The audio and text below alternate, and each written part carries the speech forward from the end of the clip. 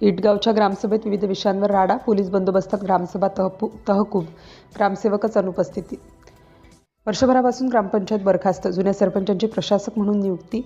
कन्हान, पारशिवनी तालुक्यातील इटगाव ग्रामपंचायतीची स्वातंत्र्य दिनानिमित्त होणारी ग्रामसभा तहकूब झाल्यानंतर गुरुवारी 27 ऑगस्ट रोजी आयोजित करण्यात आली होती. मात्र ग्रामसभेला तब्बल 300च्या जवळपास गावकरी उपस्थित असतानाही ग्रामसेवकच अनुपस्थित राहिल्याने ग्रामस्थांमध्ये संतापाची लाट उसळली आहे.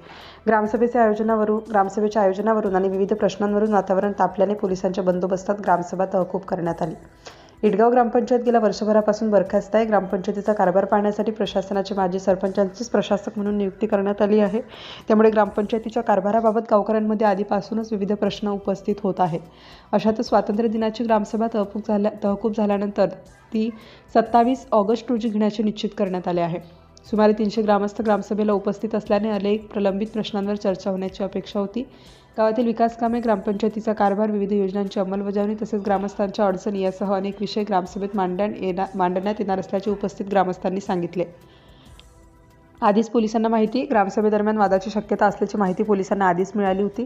त्यामुळे ग्रामसभेच्या ठिकाणी पोलिसांचा चोख बंदोबस्त करण्यात आला होता. ग्रामसभेत विविध विषयांवरून वातावरण तापले. काही ग्रामस्थांनी ग्रामपंचायतीच्या कारभाराबाबत प्रश्न उपस्थित करण्याची तयारी केली होती.